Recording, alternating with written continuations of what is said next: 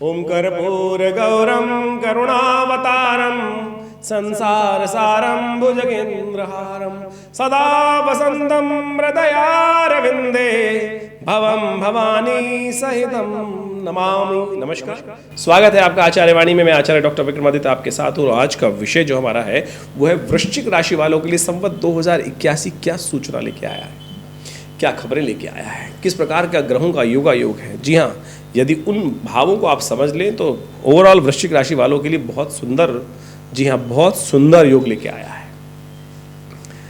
संवत 2081 जिसका नाम इस बार जो है वो काल युक्त है, नाम काल युक्त है, भयावह है। जी हाँ, लेकिन वृश्चिक राशि वालों के लिए बड़ा सुंदर योग लेके आया है। पिछले 2 साल के कष्टों को ठीक करने के लिए ये बृहस्पति महाराज का उदय होने का काल है और ऐसे में बहुत सुंदर तरीके से आपके लिए बहुत सुंदर योग है। कारण और भी है, इस वर्ष का राजा जो है वो मंगल है और आपकी राशि के स्वामी मंगल ही हैं। जब सैया भय कोतवाल तो डर काहेगा, तो जब राजा है ना तो सारे प्रजा उनके अधीन हो जाती है और समस्त लोग जो है राजा को प्रसन्न करने में लगे रहते हैं। तो जी हाँ, ग्रहों की युति बड़ी सुंदर तरीके से बनी हुई है। आमतौर पे लोग नव वर्ष को मान लेते हैं कि 1 जनवरी से नव वर्ष हुआ, उस वक्त वर्ष मान लीजिए, लेकिन भारतीय कालगणना ज्योतिष जो है वो विशेष तौर पर संवत के अनुसार चलती है। संवत के अनुसार से हम समझने का प्रयास करते हैं कौन से ग्रह राजा रहेंगे, कौन से ग्रह मंत्री रहेंगे, कौन से ग्रह कोषाध्यक्ष रहेंगे, कौन से ग्रह जो है जल के स्वामी, कौन से भूमि के स्वामी, किस किस प्रकार से ग्रहों की स्थिति रहेगी, कहाँ किस ग्रह से कौन सा लाभ होने के योग बने, किस दिशा प्राप्त होने के योग में, ये ज्योतिष की कालगणना ही बताती है। और नव संवत जो है वही वास्तविक तौर पर महाराज विक्रमादित्य का संवत जो है इस बार 2081 जो आरंभ हो रहा है वो हो रहा है 9 अप्रैल को। 9 अप्रैल को मंगलवार है, इसलिए राजा हुए मंगल इस जो वर्ष के राजा है। और इस वर्ष जो मंगल जो नव संवत का वास है वो वास है वैश्य के घर में। धन, संपदा, व्यापार, इन सब के लिए वर्ष बहुत महत्वपूर्ण रहने वाला है, बहुत सुंदर रहने वाला है। वैसे ग्रह का योग जो है वो अच्छा नहीं है। क्यों? कारण क्या है कि विश्व के दृष्टिकोण से तो बड़ा भयावह स्थिति रहेगी। वृश्चिक राशि वालों के लिए हम बात हटाएं तो विश्व के लिए भयावह स्थिति उत्पन्न करने का यह संवत सूचना देता है, अशांति का वातावरण बनाता है। कारण है उसका समझ लीजिए। कारण यह है कि इस बार जो राजा है वो मंगल है, मंत्री जो है वो है शनि महाराज। और जब संवत आरंभ हो रहा है 9 अप्रैल के समय, यदि काल गणना के अनुसार जन्मपत्री बनाई जाए तो मंगल शनि की युति चल रही है उस वर्ष में।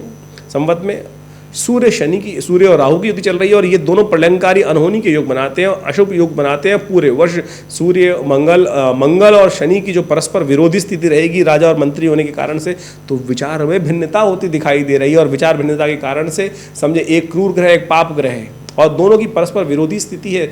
आपके दोनों स्वभाव परिवर्तित हैं दोनों के, और ऐसे में दोनों की क्लैश होने के योग दिखाई देते हैं। और यही आप समझे ज्योतिष दृष्टिकोण पूरे विश्व में भयावह स्थिति उत्पन्न कर सकते हैं। चाहे वो रूस की बात करें, चाहे वो अमेरिका की बात करें, इजराइल की बात करें, ईरान की बात करें, यूक्रेन की स्थिति बात करें, पूरे विश्व में भयावह स्थिति। भारत में इस समय ये स्थिति बनी हुई है इलेक्शन की, और देखें क्या उठा पटक के नित्य प्रति स्थिति चल रही है। विस्फोटक योग, अनहोनी के योग साफ साफ दिखाते हैं। प्राकृति में भी कुछ ना कुछ उठा पटक के योग दिखाई देंगे आपको। लेकिन हम बात करें आपकी, जी हाँ आपकी, वृश्चिक वालों के लिए तो वारे न्यारे के योग है। जी हाँ, वारे न्यारों के योग है। एक ही ग्रह आप समझे तो अगर आप समझने का प्रयास करें अपने राशियों के हिसाब से दृष्टिकोण से, तो शनि महाराज जो है वो स्वग्रही होकर आपके केंद्र में बैठे हैं। धन का स्वामी, ये विशेष तौर पर समझे जमीन जायदाद सुख सब कुछ देने के योग बनाएंगे। बृहस्पति लगातार पिछले 2 सालों से शनि के दृष्टि में चल रहे थे, कभी राहु के दृष्टि में चल रहे, तो काम कर ही नहीं पा रहे थे। अब वो सप्तम भाव लग्न को देखने के लिए 2 मई को आ जाएंगे। उसके बाद थोड़े दिन अस्त रहेंगे, लेकिन चिंता ना करें, पूरे वर्ष इन तीनों ग्रहों की स्थिति समझें कि राहु की और साथ में मंगल की और साथ इसकी राहु की, बृहस्पति की और शनि की स्थिति समझे तो ये वहीं इन्हीं भावों में रहने वाले, बदलने वाले हैं नहीं कहीं।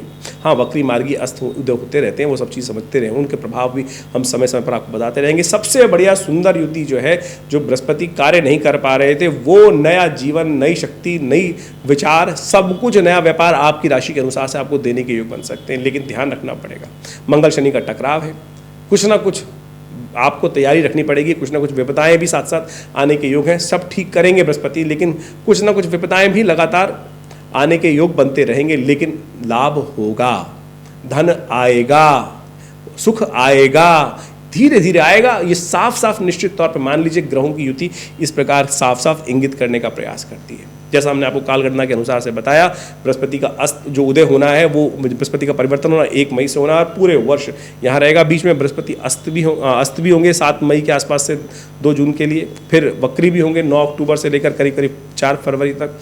लेकिन कोई प्रभाव चिंता ना कीजिएगा, थोड़े बहुत उपाय समय पर बताएंगे हम, उसके अनुसार से वो करते रहेगा। लेकिन ओवरऑल चरमपत्री को समझते हुए, ग्रहों को समझते हुए आपको कार्य करने का प्रयास करना चाहिए। वो आपके लिए बहुत सुंदर तरीके से स्थितियों को ठीक करने वाला रहेगा, लाभ की स्थिति उत्पन्न करने वाला रहेगा। ऐसे में ग्रहों को स्थिति को समझते हुए यदि कार्य कर लेंगे तो बहुत सुंदर स्थिति आपके लिए बनती दिखाई दे रही है। हाँ, विश्व के दृष्टिकोण से समस्याएं बहुत भयावह रहेंगी। अशांति का वातावरण, हर रोज़ नई नई सूचनाएं, नई नई खबरें, नए नए जो टीवी चैनल्स पे हम ड्रामे देखते हैं वो सब हमको लगातार देखने का स्थिति उत्पन्न होती रहेगी। तो ऐसे में आपको ध्यान रखते हुए कार्य करने की ज़रूरत है, स्थितियों को समझते हुए कार्य करने की ज़रूरत है, और उन सबको समझते हुए कार्य कर लेंगे तो बहुत अच्छा रहेगा। हमारे यहाँ नित्य प्रति बहुत सारे कार्यक्रम, यज्ञ का हर रोज़ 8 घंटे यज्ञ चलता है आश्रम पर। विवेकानंद योग आश्रम दिल्ली में स्थित है, जमुना पार में। बहुत बड़ा लक्ष्मी नगर क्षेत्र में आश्रम है, जो करीब पिछले 50 सालों से आध्यात्मिक क्षेत्र में अद्भुत कार्य करने का प्रयास कर रहा है, योग के क्षेत्र में अद्भुत कार्य कर रहा है। हमारे पिता आचार्य श्री केशवदीज महाराज ने 1960 के दशक में इस आश्रम की स्थापना करी, और यहाँ भगवती का बहुत सुंदर शिव विग्रह 1947 मुल्तान से आकर यहाँ शिव विग्रह विराजित है। आप भी आ सकते हैं उनका दर्शन करने के लिए। 500 साल पुराना भगवती का चमत्कारी शिव विग्रह है, और वहाँ उनके सानिध्य में नित्य प्रति आश्रम पे आज भी 8 घंटे यज्ञ होता है। रविवार को सामूहिक तौर पे सब लोग सादर आमंत्रित रहते हैं, और उस यज्ञ में बड़े बड़े बहुत सारे समय समय पर कार्यक्रम भी चलते रहते हैं आश्रम पे। और हर मंगलवार को सुंदरकांड का सुंदर पाठ किया जाता है। आप भी सम्मिलित तौर पर उन सब कार्यक्रमों में भाग ले सकते हैं। भारतीय संस्कृति के ऊपर, योग विज्ञान के ऊपर, ज्योतिष के ऊपर आश्रम के द्वारा करीब 50 से ऊपर किताबें, पुस्तकें हमने प्रकाशित करने का प्रयास किया है, और उन सब पुस्तकों के माध्यम से हमने भारतीय पराविद्याओं के संबंध में अद्भुत जानकारी देने का प्रयास किया है। आप सब उनको अध्ययन कर सकते हैं। मुद्राओं के क्षेत्र में तो इतना जबरदस्त कार्य हमारे पूरा विश्व में जो पहुंचाया गया है कि मुद्राओं के द्वारा कैसे विभिन्न रोग ठीक कर सकते हैं। सपोज किसी के कान में दर्द है, ये शून्य मुद्रा पहली उंगली अंगूठे के साथ लगाकर यहाँ बीच में लगा दीजिए, 3 मिनट में कान के दर्द से निजात दिलाने का सुंदर योग बना सकती है। यदि किसी को हार्ट की समस्या है तो ये मेरे पिता आचार्य श्री केशव देव जी की अद्भुत खोज है, मृत संजीवनी मुद्रा। पहली उंगली अंगूठे के साथ लगाकर या बीच में, और बीच की दोनों उंगलियों को अंगूठे के साथ लगा देने से चमत्कारी मृत संजीवनी मुद्रा बन जाती है। ये अद्भुत है। Within 3 second this mudra is capable of giving the first aid to the heart patient. और अगर कोई पेशेंट है और लगातार इस मुद्रा का करे हार्ट डिसीज, तो आप माने धीरे धीरे हार्ट साउंड हो जाता है। और हृदयघात इस वक्त पूरे विश्व में बड़ी बड़ी समस्या बनी हुई है। तो इस संबंध में भी बहुत सारी करीब जो हमने पुस्तकें बताई आश्रम की तरफ से प्रकाशित की गई है। योग, प्राकृतिक चिकित्सा, आयुर्वेद के ऊपर पूरा हॉस्पिटल संस्थान में बनाया गया है। 100 बेड का हॉस्पिटल है, कार्य कर रहा है, भारत सरकार के पैनल पर है। और बहुत सारी अद्भुत बीमारियों, बहुत विचित्र बीमारियों के लिए, लाइफस्टाइल डिसऑर्डर डिजीज के लिए, चाहे वो डायबिटीज़ है, चाहे वो शुगर है, उन सब के ऊपर भी हमारे आश्रम पे सुंदर तरीके से इस हॉस्पिटल के द्वारा कार्य किया जाता है। विवेकानंद नेचर क्योर हॉस्पिटल योग आश्रम के नाम से ये संस्थान रजिस्टर्ड है, और आप सब उसमें सुविधा ले सकते हैं। गौशाला का, गौ सेवा का बहुत सुंदर कार्य किया जाता है। भंडारे इत्यादि का समय नित्य प्रति चलते ही रहते हैं भंडारे। तो आप सब भी हमारे इस आश्रम से जुड़े। और जन्मपत्री के संबंध में हमारा जो एक अद्भुत अध्ययन इस प्रकार से है कि आमतौर पर जन्मपत्री जो लोग देखते हैं उनका सिंपल एक बड़ा व्यवसाय हो गया है। नक बेच दो, यंत्र बेच दो, कुछ और बेच दो, यानी बेचने वाला काम। ज्योतिष वास्तविक तौर पर कोई चीज़ बेचने, आपके शरीर के अंदर सब कुछ है। जैसे आपका शनि खराब है तो जरूरत ही नहीं कुछ नग पहनने की, केवल ये मुद्रा का अभ्यास करके आप मुद्रा हाथों के द्वारा बिना किसी खर्च करे हुए आप उपायों को कर आप अपनी समस्याएं ठीक कर सकते हैं। जैसे किसी की शनि खराब चल रहे हैं तो यदि पहली उंगली, बीच वाली उंगली शनि की उंगली होती है, आमतौर पर जानते होंगे, इसी के द्वारा यदि घटा बढ़ाकर कौन से ग्रह का कौन सा उपचार करना है वो आप कर सकते हैं। हम समय समय पर हम कई बार बताते भी हैं ज्योतिष के अपने इन कार्यक्रमों के माध्यम से। तो हमारा संस्थान अद्भुत रूप से भारतीय पराविद्याओं के संबंध में अद्भुत कार्य कर रहा है। आशा करते हैं आप आश्रम से जुड़ेंगे। फोन नंबर्स आपके सामने स्क्रीन पर है। जन्मपत्री का विश्लेषण सही से करने की आवश्यकता है। हम जो यहाँ पर आपको बताते हैं वो जनरल प्रेडिक्शन, राशि के अनुसार से, लग्न के अनुसार से बताने का प्रयास करते हैं, लेकिन आपकी जन्मपत्री क्या है, क्या योग लेकर आप पैदा हुए हैं। एक ही समय में बहुत लोग पैदा हो रहे हैं, लेकिन क्षण क्षण मात्र पे वो परिवर्तन होता है, और उन परिवर्तनों को अच्छे से अध्ययन करके यदि जन्मपत्री को समझने का प्रयास किया जाए तो बहुत कुछ अंदाजा लगा सकते हैं। तो आप जुड़े हमारे संस्थान से, विवेकानंद आश्रम से, आपको लाभ होगा, जीवन में परिवर्तन के योग बनेंगे। धन्यवाद।